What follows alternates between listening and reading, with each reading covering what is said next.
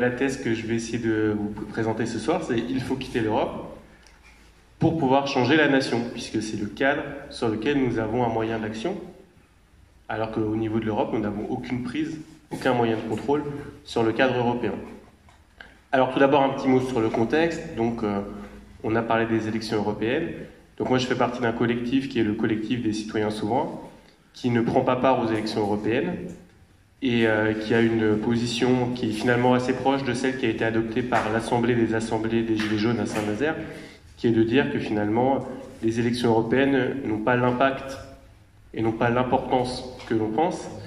Et ce qu'on dit dans notre collectif, si des gens souhaitent voter, qu'ils aillent voter, mais qu'ils arrêtent de voter contre, essayer de voter pour.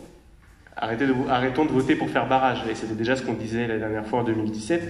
Ce qui tue la démocratie, c'est quand on va voter contre des gens. Macron a été élu contre Le Pen. Peut-être que le prochain président ou la prochaine présidente sera élu contre Macron.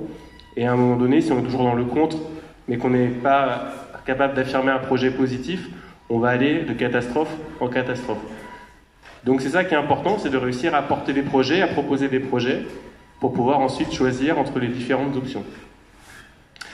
Alors donc moi j'ai eu la chance d'être invité, donc mon livre je l'avais écrit avant les Gilets jaunes, et donc le hasard a fait que des groupes divers et variés sont tombés sur mon ouvrage et m'ont invité pour présenter, et donc ça m'a donné l'occasion de rencontrer des Gilets jaunes en dehors de la région parisienne, parce qu'il y a des différences sociologiques assez fortes entre les Gilets jaunes de région parisienne d'où je viens et les Gilets jaunes de province. Et ce que j'ai observé, alors ça va être intéressant justement d'avoir aussi votre avis dessus. Ce que j'ai observé, c'est qu'il y avait donc les gilets jaunes étaient évidemment très diverses, mais il y avait deux tendances qui ressortaient dans ces gilets jaunes. Une tendance, on va dire, qui était très attachée aux questions de souveraineté nationale, d'indépendance, qui estimait qu'aujourd'hui l'État français avait perdu beaucoup trop de pouvoir, avait délégué beaucoup trop de pouvoir à l'Union européenne, et était donc en attente d'une restauration des prestiges de l'État. Et à côté de ça, il y avait une demande de souveraineté. Et de l'autre côté, il y avait une autre tendance qui, elle aussi, avait une demande de souveraineté, mais pas exactement sur le même aspect, qui était plutôt une demande de souveraineté, de contrôle sur nos élus. C'est-à-dire qu'il disait le problème, ce n'est pas seulement que nos élus n'aient plus vraiment de pouvoir face à l'Union européenne, le problème, c'est que nous-mêmes, on n'a pas, et en réalité, on n'a jamais eu réellement de pouvoir sur nos élus. Et c'est là qu'a commencé la deuxième phase des Gilets jaunes et de la montée en puissance de ce mouvement. Au départ, c'était des revendications d'ordre social immédiates, de justice sociale, de justice fiscale. Et ensuite est venue la question démocratique, de se dire, mais finalement, sommes-nous réellement en démocratie? Comment se fait-il que lorsqu'on élit des gens, ils ont les pleins pouvoirs et ils ne nous rendent aucun compte? Et ce que j'essaie de proposer, de dire finalement, c'est que ces tendances-là, qui se rencontrent dans les Gilets jaunes, qui discutent ensemble, parfois des gens qui viennent d'horizons divers, de partis divers, qui votent pour des tendances complètement opposées, arrivent à se retrouver sur des exigences de justice et de démocratie, mais qu'il y a un travail intellectuel à faire pour réussir à prendre le meilleur de chacun et réussir à élaborer un projet commun. Et donc actuellement, il y a deux lignes de force qui se constituent. Il y a le mouvement des assemblées, donc qui notamment à Saint-Nazaire et à Commercy a adopté une structuration très décentralisée, avec des revendications très fortes, des revendications anticapitalistes, notamment antiracistes, antisexistes. Et par ailleurs, il y a également une tentative de structuration à l'échelle nationale des Gilets jaunes qui a commencé, qui s'appelle la Ligne jaune. Je ne sais pas si vous en avez entendu parler. Donc c'est une plateforme nationale qui est notamment portée par François Boulot, que j'ai rencontré avant-hier, et qui pense que si on en reste au stade de petits groupes éparpillés et décentralisés, on n'arrivera pas à faire plier le pouvoir. Que le seul moyen de faire plier le pouvoir, c'est de s'organiser en contre-pouvoir, mais un contre-pouvoir qui fonctionnerait différemment de toutes les organisations que nous avons connues jusque-là. Un contre-pouvoir qui serait capable de mandater des porte-paroles, et non plus des élus dotés de plein pouvoir, de véritables porte-paroles qui pourraient porter des revendications, défendre ces revendications jusqu'au bout, et jusqu'au bout, ça veut dire y compris, s'il le faut, si nécessaire, en sortant du carcan des traités européens, et à terme même, en sortant du carcan du capitalisme.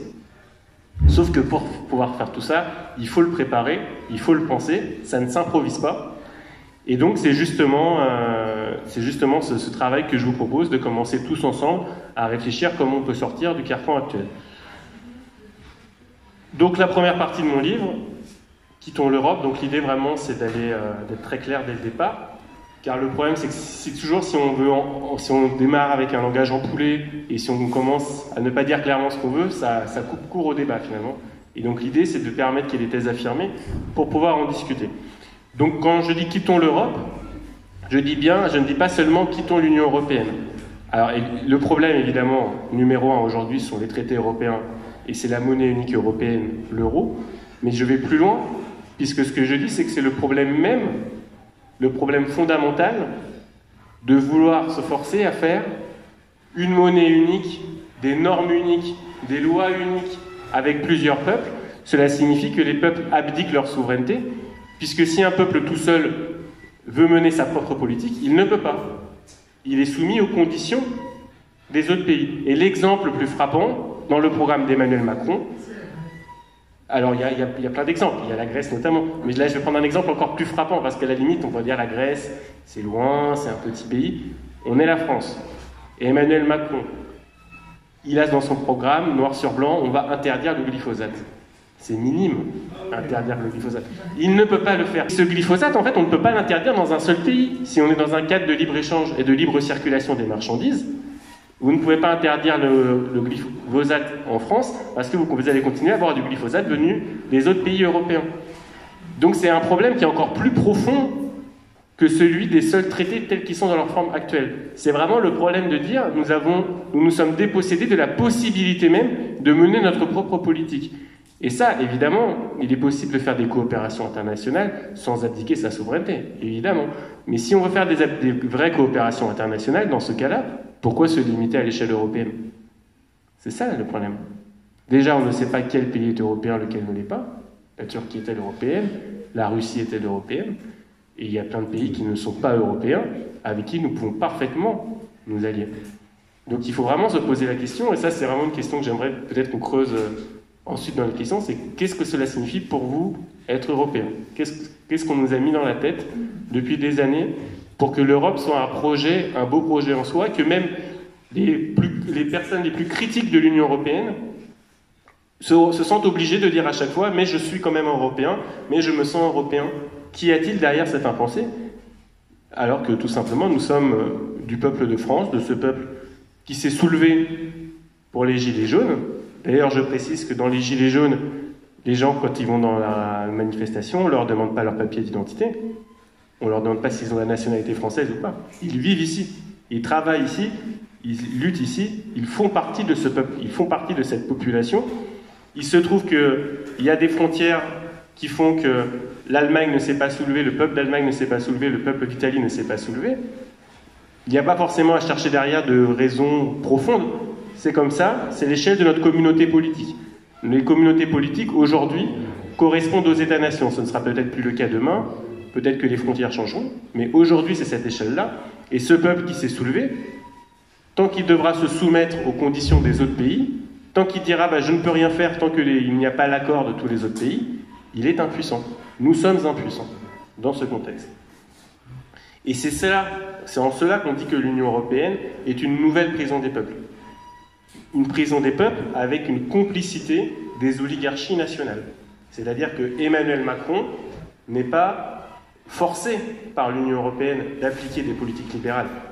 Il fait partie de ce problème, il fait partie de cette Union européenne qui n'est rien d'autre qu'un club de grande puissance, d'oligarchie nationale, de bourgeoisie nationale, qui se regroupent derrière ces traités européens pour se mettre au-dessus de tout contrôle politique, de tout contrôle populaire. Par contre, ce sont des verrous, et là je fais référence à la Grèce, nous avons vu l'exemple en Grèce, si un gouvernement arrive au pouvoir en voulant mener une autre politique, une politique plus sociale, une politique plus écologique, là, l'Union européenne va fonctionner de manière répressive en lui interdisant de mener une politique différente de celle menée par tous les autres pays. Et une des raisons, ce n'est pas la seule raison, mais une des raisons de ce carcan, c'est la libre circulation des capitaux. Dès que vous arrivez au pouvoir sur un programme alternatif, immédiatement, il y a la fuite des capitaux, du fait qu'on a supprimé le contrôle d'échange, et du fait que les traités européens imposent cette libre circulation des capitaux. C'est-à-dire que tant qu'il y a cette libre circulation des capitaux, vous ne pouvez de toute façon pas mener de politique économique alternative. Vous êtes dépendant des marchés financiers, d'autant plus si votre monnaie c'est l'euro. Donc dans ce cas-là, cela signifie que vous ne pouvez pas faire de création monétaire. Vous êtes obligé de vous endetter auprès des marchés financiers, et donc vous êtes obligé de mener une politique qui plaît aux marchés financiers, c'est-à-dire une politique en faveur des plus riches, en faveur des grandes entreprises, qui est exactement la politique menée en France depuis 40 ans, que les gouvernements soient socialistes, conservateurs, UMP, Parti socialiste, En Marche, tout ce que vous voulez, c'est toujours la même politique, tant que nous sommes dans ce cadre.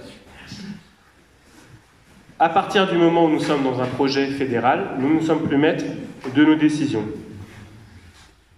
Et c'est pourquoi, en fait, pour ceux qui se demandent peut-on changer l'Europe, il faut se poser la question, changer l'Europe, mais pourquoi faire? Par exemple, si on trouve que l'euro actuellement est surévalué par rapport aux besoins de l'économie française.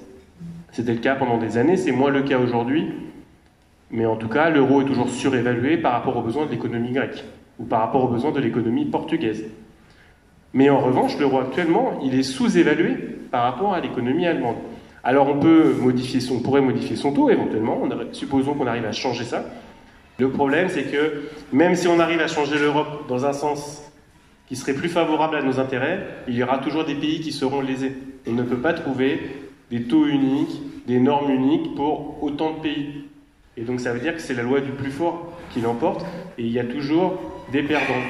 Il y a toujours ce qu'on appelle des phénomènes de polarisation, c'est-à-dire qu'il y a des grands centres, comme par exemple l'Allemagne, qui arrivent à profiter de ce marché unique et de ce libre-échange, et des phénomènes de paupérisation, de désindustrialisation dans les périphéries, et notamment dans l'Europe du Sud. Et finalement, les seuls pays qui arrivent à s'en sortir, ce sont les pays qui font du parasitage, du dumping social, du dumping fiscal, ceux qui font les plus bas taux de société, les plus bas impôts pour les sociétés, comme l'Irlande, ou qui font le secret bancaire, qui profitent de la libre circulation des capitaux, comme le Luxembourg. Ce sont les pays qui en profitent au détriment des autres. Donc ce n'est pas un espace de coopération. Ce marché unique, c'est un espace de guerre économique. Et donc c'est un espace qui ne fait qu'aggraver les tensions entre les nations.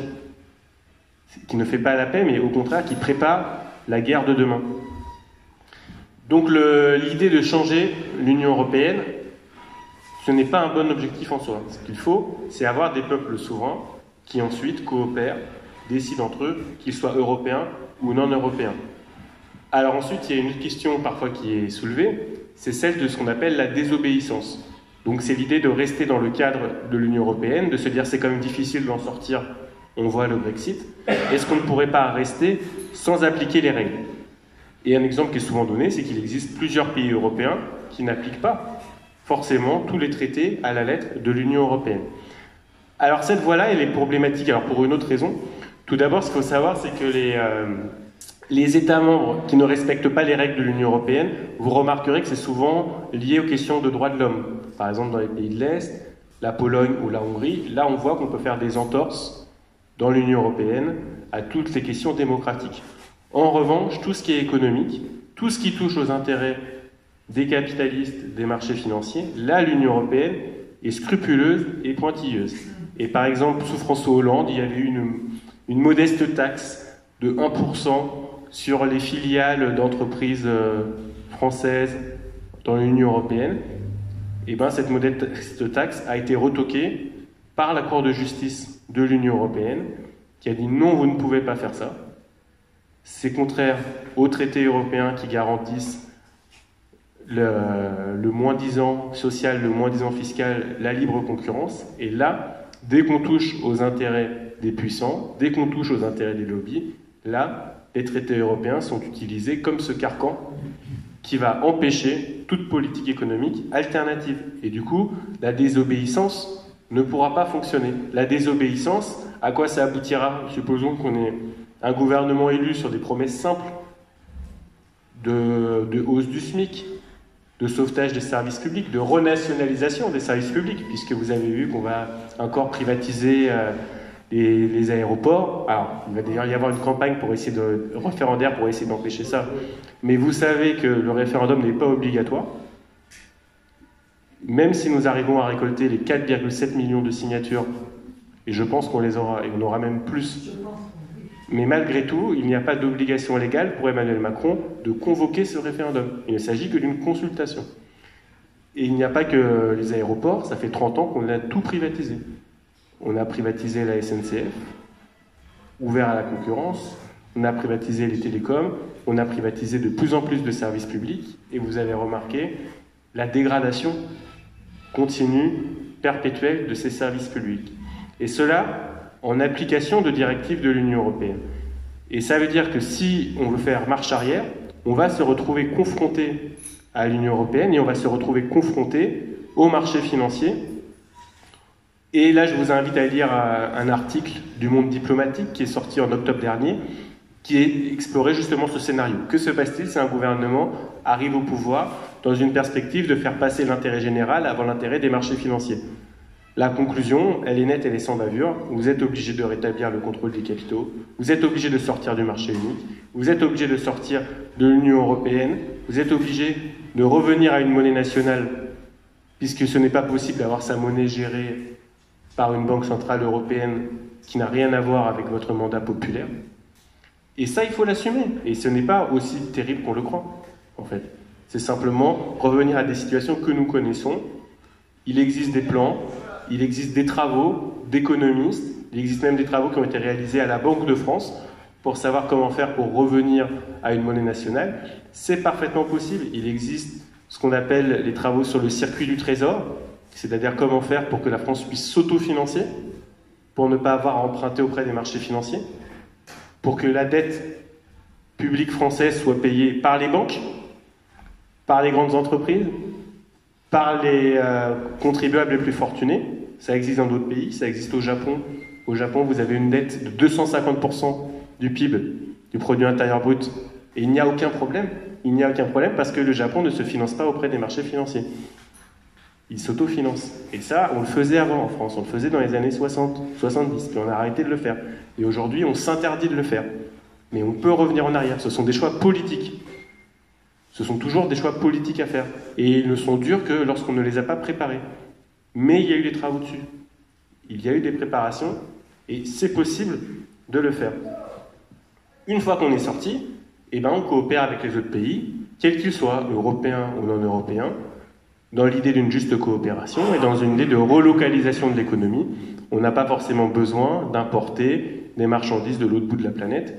Ceux qu'on peut produire de manière plus locale, eh ben faisons-le, sans avoir à développer le libre-échange partout. Alors, la question maintenant qui se pose, c'est pourquoi tant de personnes, malgré tout, continuent à croire dans le rêve européen? Et c'est ça que j'ai essayé de comprendre dans mon livre. Quelles sont les différentes raisons, quelles sont les mauvaises raisons, mais aussi les quelques bonnes raisons qui font que tant de monde, à la fin, finissent par adhérer au rêve européen.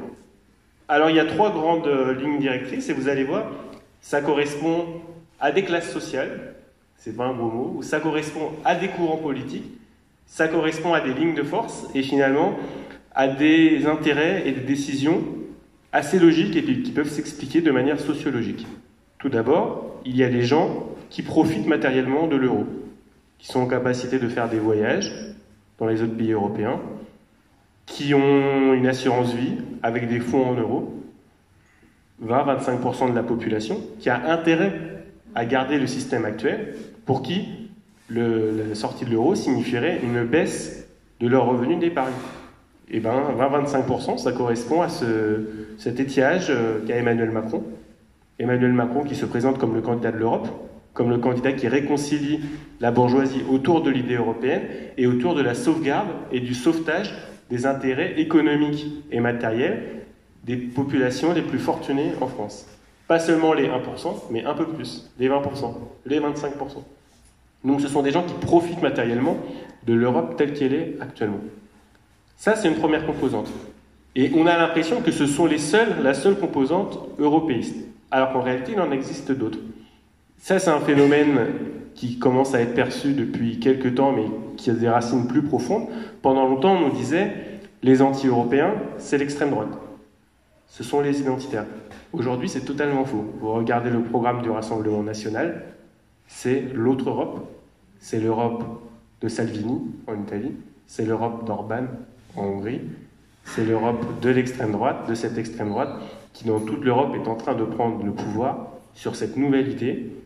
Nous adhérons à l'identité européenne, nous adhérons à la civilisation européenne, qui n'est plus définie comme quelque chose qui aurait à voir avec les Lumières ou les droits de l'homme, mais qui est définie de manière néoconservatrice comme une défense de valeurs occidentales qui seraient menacées par qui? Eh bien, par le reste du monde, mais notamment par les pays musulmans, par les immigrés, par la Chine. On nous dit qu'il faut faire l'Europe pour faire contrepoids à la Chine est très dangereuse. Et il y a toujours ce lien ambigu à la Russie. Alors c'est pour ça que les extrêmes droites européennes n'arrivent pas à s'unir. En ce moment, ils sont en train de se réunir en Italie justement pour essayer de surmonter ça. Une partie considère que la Russie est avec eux. C'est la Russie blanche, chrétienne, européenne. Donc la Russie serait européenne parce que blanche et chrétienne. Ça, c'est la vision, par exemple, de Marine Le Pen ou de Matteo Salvini. Et puis il y a les extrêmes droites en Europe de l'Est qui, elles, considèrent que la Russie, c'est l'impérialisme et qu'il vaut mieux aller chercher un parapluie du côté des États-Unis. Et donc qui ont une vision différente de la Russie, mais qui adhèrent à cette idée d'une identité européenne où européen devient un euphémisme pour dire blanc et chrétien. Cette identité européenne qui serait menacée par l'immigration et notamment par l'immigration musulmane et qu'il faudrait protéger. Et cet affect-là, il est en train de devenir hégémonique, de plus en plus hégémonique à l'échelle européenne. Du coup, l'extrême droite se retrouve avec cette possibilité extraordinaire, elle, de pouvoir changer l'Europe. Parce qu'elle va peut-être réussir à prendre le pouvoir simultanément dans suffisamment de pays européens pour gripper la machine et pour proposer des modifications. Alors, ce ne sera pas des modifications économiques, hein, c'est certainement pas pour empêcher la libre circulation des marchandises et des capitaux, c'est pour empêcher la libre circulation des personnes. Donc c'est une vision totalement opposée à celle de la justice sociale. C'est une vision qui repose sur une conception fantasmée de l'identité, et qui finalement n'est même plus nationale, mais qui serait continentale, cette identité européenne. Et enfin, il y a un troisième courant qui, lui, a des raisons, on va dire, un peu plus honorables de s'attacher à l'Europe. C'est un courant plutôt identifié à la gauche, et qui, lui, considère qu'il y a un problème avec la nation, avec l'héritage national, qui parfois, on l'a su, on l'a vu dans l'histoire, pouvait dériver en nationalisme, pouvait dériver en impérialisme, en colonialisme, en racisme. Et du coup, ces courants-là, alors c'est des courants aujourd'hui que vous retrouvez, par exemple, chez les écologistes, ou de partis, ou même le Parti communiste aujourd'hui, et qui finalement considèrent que comme la nation, il y aurait des dangers au niveau de la nation, il faudrait se réfugier à l'échelle européenne. À l'échelle européenne, on serait finalement moins susceptible de tomber dans le colonialisme ou dans l'impérialisme. C'est totalement faux. C'est totalement faux. Nous sommes en train de le voir. Il existe bien un racisme à l'échelle européenne. Justement parce que l'identité européenne peut se définir de manière ethnique, de manière religieuse, de manière réactionnaire. Donc l'idée qu'à l'échelle européenne, on va échapper à ce danger-là était totalement fausse, et en plus, a creusé la tombe de ce courant politique. Pourquoi la social-démocratie, pourquoi la gauche a quasiment disparu dans toute l'Europe, à part dans certains pays où justement elle n'est pas totalement tombée dans ce travers. Toutes les formations social-démocrates et de gauche qui ont disparu sont celles qui ont abandonné l'idée nationale, qui l'ont complètement abandonnée. Et là, quand on abandonne complètement cette idée, quand on renonce à se battre au niveau du cadre national, en fait, ça veut dire qu'il n'y a plus de programme. C'est-à-dire que tout ce qui est défendu ne peut plus marcher. Par exemple, Europe Écologie Les Verts va faire un travail au niveau européen, au Parlement européen sur son programme, mais refuse de le faire à l'échelle nationale, puisqu'il dit « je ne veux le faire qu'à l'échelle européenne ». Donc, en fait, vous n'allez rien faire. Vous n'allez pas interdire le glyphosate, vous allez faire comme Emmanuel Macron, à l'échelle française, tant que vous ne l'avez pas fait à l'échelle européenne. Donc, ces formations politiques sont en train de disparaître, tout simplement car elles n'ont plus de programme. Les seules qui arrivent encore à surnager difficilement, c'est celles qui ont compris que ce n'est pas l'Europe qu'il faut chercher à changer, mais la nation. C'est-à-dire qu'il faut réussir à défendre une conception de la nation qui soit différente des conceptions racistes ou colonialistes, une conception populaire et inclusive, qui soit capable de rassembler toute la population sans distinction d'origine, de couleur ou de religion. Et donc, ce qui est très important, c'est de comprendre, de définir précisément ce qu'on appelle le peuple, ce qu'on appelle la nation et ce qu'on appelle la souveraineté.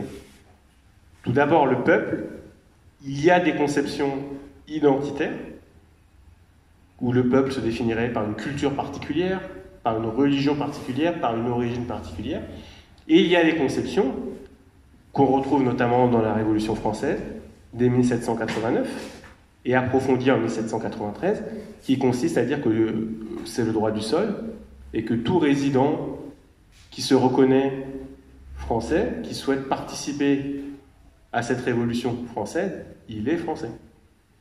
Et donc c'est l'adhésion au contrat politique qui fonde l'appartenance au peuple et l'appartenance à la nation, et non pas une identité prédéfinie. Cette conception-là, elle n'a pas été réalisée. C'est ça ce que n'ont pas compris certains défenseurs de la République. Ils n'ont pas compris que les idéaux républicains, ils n'ont pas été réalisés, il reste quelque chose à atteindre. Et du coup, on s'est retrouvé pendant longtemps avec des personnes qui se revendiquaient républicaines, mais sans avoir défini le contenu du mot, et qui du coup paraissaient défendre les institutions actuelles. Et du coup, tout le monde a fini par se revendiquer républicain. Les républicains sont républicains. Le Rassemblement national se dit républicain. La République en marche républicaine, le Parti socialiste républicain, quasiment tout le monde est devenu républicain. C'est-à-dire que ce mot a été vidé de son sens et n'a plus désigné un projet à atteindre, un projet de liberté, d'égalité et de fraternité, mais s'est mis à désigner l'adhésion au régime actuel. Et ça, c'est très important de comprendre ça. Ce tour de passe-passe qui a été effectué avec des personnes finalement qui disaient, même des personnes critiques, par exemple, qui allaient critiquer l'Union européenne, mais qui n'allaient pas critiquer l'Union européenne pour arriver à un projet émancipateur, qui voulaient critiquer l'Union européenne pour revenir au statu quo de la Ve République, qui en fait écarte le peuple. Et c'est là, finalement, qu'on s'est rendu compte que cette conception-là était totalement inadaptée et inadéquate avec celle qui a été portée par les Gilets jaunes, qui ont commencé à dire on remet en cause l'essence même de ce régime républicain, on revient à sa fondation, et on voit qu'il y a eu un problème, c'est que la place du peuple a été écartée. Alors en fait, il a été écarté en 1794, parce que si on regarde la Constitution de 1793, qui n'a jamais été promulguée, eh ben on trouvait dedans le référendum d'initiative citoyenne. Il a été inventé en 1793, le référendum d'initiative citoyenne, il n'a jamais été appliqué, et la Suisse a imité, il a été finalement mis en Suisse, mais en imitant ce principe qui avait été trouvé, qui était de dire ce n'est pas aux représentants tout seuls et au gouvernement tout seul de faire la loi, mais c'est à nous, c'est au peuple de faire la loi. C'est le premier point où ce mouvement des Gilets jaunes, en portant cette conception radicale de démocratie, a rebattu les cartes et a montré que tous les partis politiques, y compris les partis politiques qu'on pensait être les plus progressistes et les plus révolutionnaires, avaient un train de retard. Deuxième point, on nous expliquait qu'il fallait respecter les institutions, l'État et la police républicaine. Et ça, c'est un discours qu'on entendait partout. C'était un discours qui était devenu hégémonique. Vive la police républicaine. De la droite à la gauche. Et aujourd'hui, qu'est-ce qu'on se rend compte? En fait, ça fait longtemps, très très très longtemps, que cette police-là n'est plus républicaine. C'est une police qui est la milice du pouvoir. Aujourd'hui, on s'en est rendu compte. Quand elle a crevé les yeux, quand elle a mutilé, quand elle a arraché les mains. Mais ça faisait des années que certaines personnes alertaient dans le désert.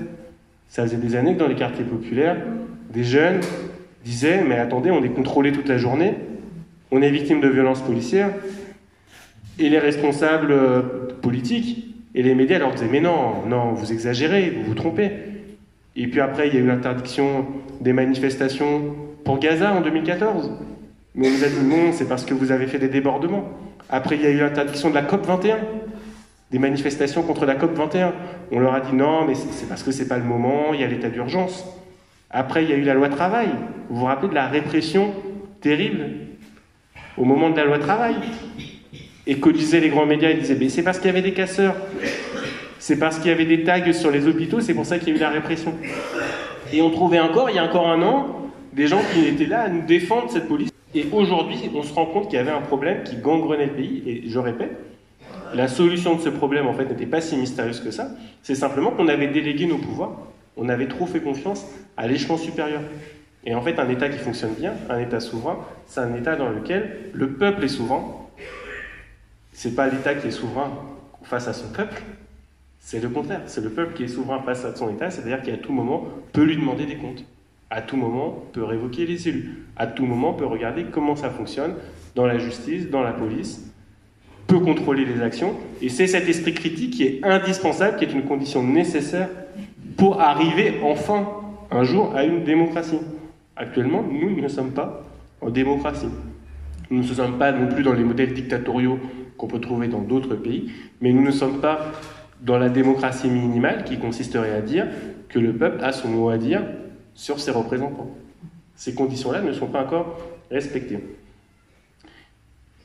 C'est ça donc que j'expliquais, l'ambiguïté qu'il peut y avoir dans le terme de souveraineté. C'est toujours se rappeler qu'est-ce qu'être souverain. Parce que si on dit la France, et je dis la France n'est pas souveraine, je parle du peuple de France. Mais si on parle de l'État français, par exemple, l'État français, quand il s'agit d'intervenir militairement en Afrique, là il est souverain. L'Union européenne ne vient pas l'en empêcher. Son appartenance à l'OTAN, dont il faudrait sortir, mais il ne vient pas l'en empêcher. Donc il ne suffit pas de dire sortir de l'Union européenne, sortir de l'OTAN, il faut aussi dire sortir de la France-Afrique, sortir de l'impérialisme français. Et quand on dit qu'il faut retrouver notre liberté monétaire, eh bien, il faut aussi toujours se rappeler que la France elle-même, elle impose une monnaie à plus de 14 pays africains.